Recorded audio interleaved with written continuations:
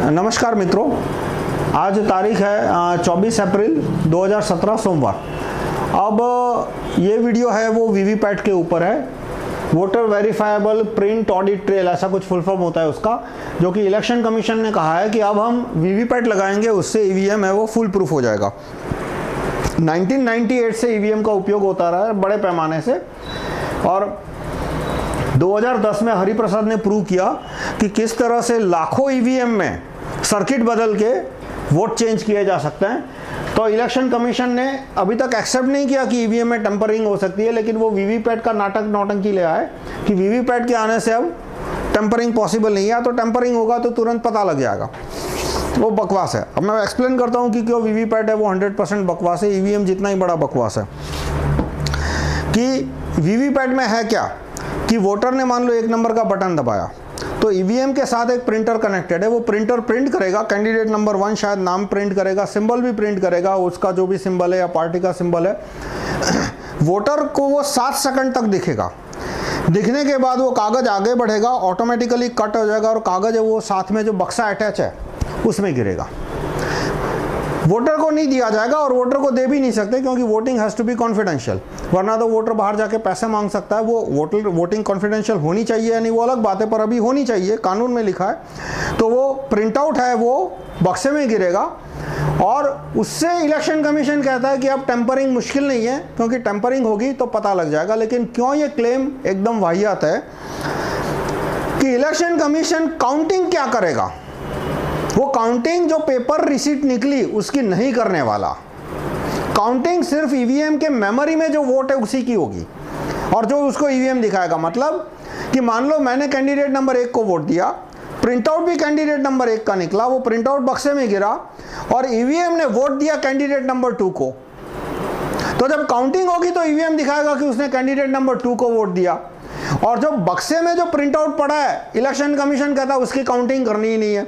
उन्होंने कोई procedure law book में रखा ही नहीं है कि बक्से के अंदर जो प्रिंटआउट है उसकी काउंटिंग करनी है या नहीं करनी है तो कौन डिसाइड करेगा, उसका उन्होंने कोई प्रोसीजर कोड लिखा ही नहीं है अभी तक यहाँ, और उसकी काउंटिंग अभी तक कहीं नहीं हुई है। जहां भी वीवीपैट यूज हुआ वहां कहीं भी वीवीपैट का काउंटिंग किया ही नहीं गया, सिर्फ ईवीएम का काउंटिंग किया। यानी वोट आप यदि ईवीएम में बदल सकते हैं, जैसे कि हरिप्रसाद की वीडियो में दिखाया गया कि वोट कैसे बदल सकते हैं डिस्प्ले बदल के, आप बखूबी से वही टेक्निक इस्तेमाल करो। ईवीएम की मेमोरी में दिखाया कि भाई कैंडिडेट नंबर 1 को 300 वोट मिले हैं, वहां बक्से में उसकी सिर्फ 200 पर्चियां पड़ी है, लेकिन बक्सा खोला ही नहीं जाएगा, बक्से की पर्चियां गिनी नहीं जाएगी, तो फिर बक्से की पर्चियों का कोई पॉइंट ही नहीं बनता। फिर अब बक्सा कब खुलेगा? जब कोर्ट ऑर्डर आएगा। कोर्ट ऑर्डर कब आएगा? साल, 2 साल, 5 साल लग सकते हैं।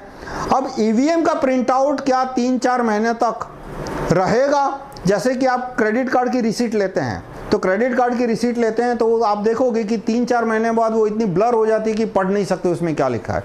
इसलिए यदि इंपॉर्टेंट रिसीट हो, आपको रिकॉर्ड में रखनी है, तो आपको उसकी जेरोक्स निकाल के रखनी पड़ती है, क्योंकि ये थर्मल प्रिंटर का प्रॉब्लम है, पूरी दुनिया में है। पूरी दुनिया में जितने भी थर्मल प्रिंटर है उसका ये प्रॉब्लम है कि वो 3-4-6 महीने बाद वो फेड आउट हो जाता है, एकदम ब्लर हो जाता है। तो अब ईवीएम भी वो थर्मल प्रिंटर ही यूज कर रहा है, तो कितने महीने तक वो प्रिंट आउट ठीक रहेगा, इलेक्शन कमीशन ने उसका कोई डॉक्यूमेंट नहीं दिया कि भाई ये 3 महीने तक रहेगा, 6 महीने तक रहेगा। दूसरा, बैलेट पेपर के बारे में इलेक्शन कमीशन के लोग, मतलब बैलेट पेपर के विरोधी, इलेक्शन कमीशन ने ऐसा स्टेटमेंट नहीं किया, लेकिन बैलेट पेपर के विरोधी कहते थे कि भाई जब बैलेट पेपर यूज होता था तो पूरा का पूरा बक्सा बदल जाता था। वास्तव में ये बात वाहियात है, क्योंकि प्रोसीजर ये थी कि जैसे मान लो ये बैलेट पेपर है, तो पहले तो बैलेट पेपर के ऊपर एक सीरियल नंबर होता था। ये बैलेट पेपर, मतलब एग्जांपल दे रहा हूँ, उसमें सीरियल नंबर होता था, प्रिंटेड सीरियल नंबर होता था। तो जो आदमी बैलेट बॉक्स रिप्लेस कर रहा है उसको सारे सीरियल नंबर पता होने चाहिए। वो सीरियल नंबर पता नहीं है तो जब बैलेट बॉक्स खुलेगा तो तुरंत पकड़ा जाएगा भाई ये तो कोई और बैलेट पेपर है। दूसरा, उसके पीछे ठप्पा लगाया जाता था, बैलेट पेपर के पीछे ठप्पा लगाने के बाद जो बूथ प्रिसाइडिंग ऑफिसर है वो अपना सिग्नेचर करता था। तो वो जब जो यदि मान लो मैं पूरा वो रिप्लेस कर देता हूं बैलेट बॉक्स, तो उसमें वो सिग्नेचर नहीं होगा, वो ठप्पा नहीं होगा, कुछ और सिग्नेचर आ जाएगा और सीरियल नंबर अलग हो जाएंगे। तो उससे पकड़ा जाएगा कि भाई ये बैलेट बॉक्स है वो रिप्लेस हुआ है। अब फिर भी मान लो कि बैलेट बॉक्स यदि रिप्लेस हो सकता था, तो यहाँ पे जो ईवीएम प्रिंटर का बॉक्स है वो तो बहुत आसानी से रिप्लेस हो सकता है, क्योंकि उसमें जो पेपर है उसके पीछे किसी का ठप्पा नहीं है, उसके पीछे किसी का सिग्नेचर नहीं है, उसका कोई सीरियल नंबर नहीं है। वो एक पेपर बैलेट निकलता है, वो प्रिंट होता है और फिर वो कट होके चला जाता है। तो ऐसा प्रिंट आउट तो जिस किसी के पास भी उसी टाइप का थर्मल प्रिंटर है वो भी जनरेट कर सकता है। तो मान लो मैंने ईवीएम में मैनिपुलेट करके रखा है कि भाई कैंडिडेट 1 को जितने वोट मिलेंगे वो 20-25% एक्स्ट्रा कर देगा। अब जब काउंटिंग शुरू हुई, जब काउंटिंग हुई तब तो मुझे पता है कि कैंडिडेट 1 को कितने वोट मिले। अब मुझे पता है कि कैंडिडेट 1 को मिले, तो मैंने उसी तरह का प्रिंट आउट निकाल लिया और 2 दिन बाद 3 दिन बाद डिब्बे कलेक्टर की कचहरी में पड़े, मैंने रिप्लेस कर दिया। तो पहले तो ये मुमकिन है या नहीं है कि ballot paper, ballot box replace, पूरा का पूरा डब्बा रिप्लेस होना, वो शायद पूरे देश में 10 लाख बूथ होते हैं, वहाँ पे 2, 5, 10, 50 बूथ में हुआ होगा, पर इस तरह से लाखों बूथ में हो सकता है, वो मुमकिन नहीं है। और यदि वो मुमकिन था तो यहाँ तो वो काम और आसान हो गया, क्योंकि जो डिब्बा है जो कि प्रिंटर के साथ अटैच्ड है, उसमें उसके अंदर जो प्रिंट आउट है उसमें ना कहीं सीरियल नंबर है, ना किसी का ठप्पा है, ना किसी का सिग्नेचर है। वो तो एक कंप्यूटर जनरेटेड प्रिंट आउट है, जो कि तुम किसी भी कंप्यूटर के उसी टाइप का प्रिंटर होना चाहिए, कागज़ उसी टाइप का होना चाहिए, तुम निकाल सकते हो। तो इस तरह से ये वीवीपैट का कंसेप्ट है वो बोगस है, क्योंकि वीवीपैट की काउंटिंग करने का कोई प्लान नहीं है। अब फिर ईसी के पास जाओ, फिर कोर्ट में जाओ, फिर 5 साल बाद काउंटिंग का प्रोसीजर बनेगा, फिर क्लैरिफिकेशन नहीं होगा कि भाई ईवीएम का काउंट अलग निकला और पेपर रिसीट का काउंट अलग निकला और 1-8% डिफरेंस है तो चलो छोड़ दो, लेकिन ज़्यादा डिफरेंस हुआ तो किसको सच मानेंगे। और टेक्निकल प्रॉब्लम्स इसमें यह है कि जो प्रिंटर है वो मूविंग पार्ट होता है। यदि 1-2 साल तक प्रिंटर इस्तेमाल नहीं होगा तो वो जाम हो जाएगा, उसके अंदर की इंक जाम हो जाएगी, तो फिर वो कितने प्रिंटर चलेंगे। और दूसरा जो ईवीएम का नाटक है वो किस तरह से हुआ कि इलेक्शन कमीशन ने 2011-12 में कहा कि अब हम वीवीपैट का इस्तेमाल करेंगे, और जजों को तो कोई चिंता होती नहीं है, क्या लेना देना उनको ईवीएम यूज़, और ऊपर से सीआईए का प्रेशर है कि नहीं ईवीएम चालू रखना है, तो उन्होंने भी मान ली कि हाँ आपसे वीवीपैट का इस्तेमाल होगा। फिर जब 2014 के इलेक्शन आए तो इलेक्शन ने कहा कि भाई पूरे देश में हमें 12 लाख ईवीएम की ज़रूरत है, 10 लाख ईवीएम की, और आंध्र प्रदेश के असेंबली के इलेक्शन भी साथ में ही थे, 1-2 और स्टेट के भी होंगे, तो कुल मिला के कुछ 12-15 लाख ईवीएम की ज़रूरत थी, और हमारे पास सिर्फ 10,000 ही वीवीपैट है। आज की तारीख में भी इलेक्शन कमीशन के पास सिर्फ 50,000 वीवीपैट ही, आज की तारीख यानी मैं 24 अप्रैल 2017 बोल रहा हूँ। तो वीवीपैट कितने हैं इलेक्शन कमीशन के पास? सिर्फ 50,000। देश में मान लो कल लोकसभा के इलेक्शन होते हैं तो कितने चाहिए? 10 लाख 11 लाख। तो जब वीवीपैट के नहीं है तो वो कहते हैं देखो हम तो वीवीपैट इस्तेमाल करना चाहते हैं, लेकिन अब वीवीपैट है नहीं, इसलिए हम बिना वीवीपैट वाला ईवीएम लगाएंगे जिसमें मैनिपुलेशन बहुत आसानी से हो सकती है, जैसा कि आपने हरिप्रसाद जी के वीडियो में देखा।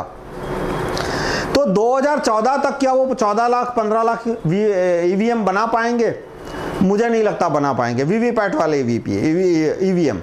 और फिर वही एक के बाद एक नए नए खर्चे डालते जाते हैं। अब वो कह रहे हैं कि भाई मान लो मैंने कैंडिडेट नंबर 1 का बटन दबाया और वीवीपैट ने दिखाया कैंडिडेट नंबर 2, तो क्या? तो क्या वोटर कंप्लेन करेगा? भाई कंप्लेन करेगा, उससे क्या होगा? वो तो 7 सेकंड तक रुकता है, उसके बाद वो डिब्बे में पड़ गया, वो दिखाएगा कैसे कि भाई देखो मैंने। और दूसरा कि वोटिंग है वो कॉन्फिडेंशियल होता है, वो कैसे बोल सकता है कि मैंने कैंडिडेट 1 को वोट दिया या वो 2 को दिया, जबकि उसको कॉन्फिडेंशियल रखना है। और जो पत्ता आता है 7 सेकंड तक, सिर्फ 7 सेकंड तक दिखता है, कट होके चला जाता है। अब मान लो उसने कंप्लेंट फाइल कर भी दी, उसने बोला प्रिसाइडिंग ऑफिसर, तो प्रिसाइडिंग ऑफिसर क्या करेगा? वोटिंग रुकवा देगा। अब ऐसा हुआ तो बहुत सारे लोग झूठी कंप्लेंट भी फाइल करने चले जाएंगे। जैसे मान लो मैं कोई पर्टिकुलर पार्टी का कैंडिडेट हूँ, मुझे पता है कि इस पर्टिकुलर बूथ में 70, 80, 90% लोग मेरे खिलाफ वोट करने वाले हैं, ऑपोजिशन किसी दूसरी पार्टी को वोट देने वाले, तो मैं अपना एक आदमी भेज दूंगा, मैं कहूँगा जाके तू सीधा बवाल कर देना, कोई भी बटन दबाना और जो भी रिसीट निकले बोलना कि ये मेरी रिसीट नहीं है। मतलब वोटर जो 1000 वोटर होते हैं, एक बूथ में करीब 800-1000 वोटर होते हैं, करीब 700 to 900 वॉटेवर, उसमें से 1-2 आदमी झूठ बोलने के लिए बोल सकते हैं।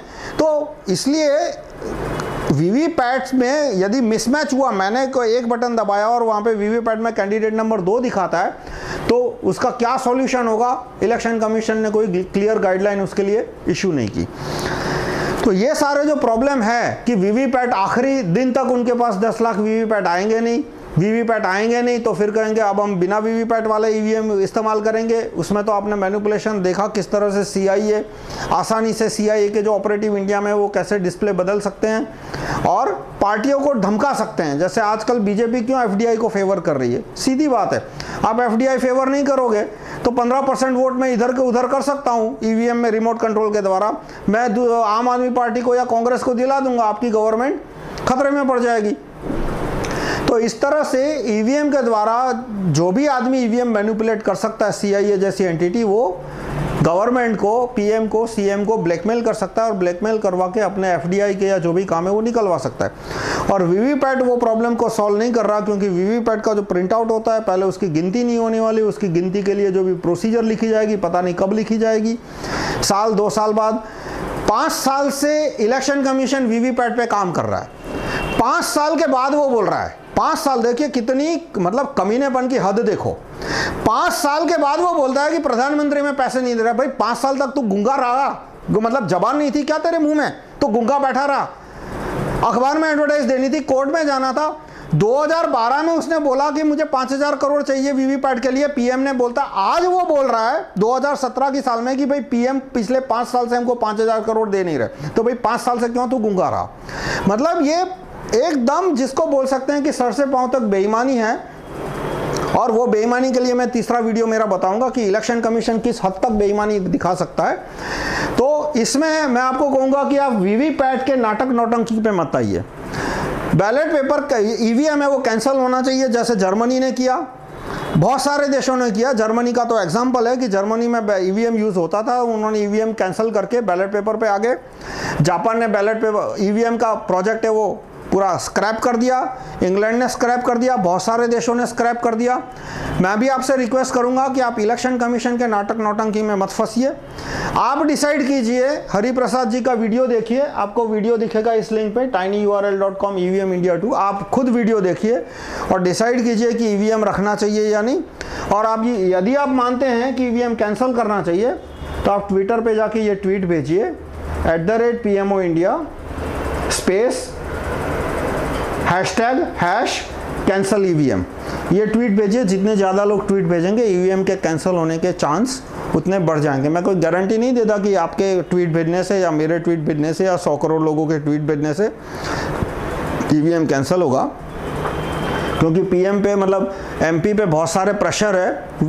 जो भी आदमी ईवीएम मैनिपुलेट कर सकता है उनके प्रेशर है कि नहीं ईवीएम रहना चाहिए। तो ईवीएम कैंसिल हो सकता है या नहीं वो मैं नहीं बोल सकता, लेकिन जितने ज़्यादा लोग ट्वीट भेजेंगे उतना ईवीएम कैंसिल होने की संभावना बढ़ जाएगी। धन्यवाद।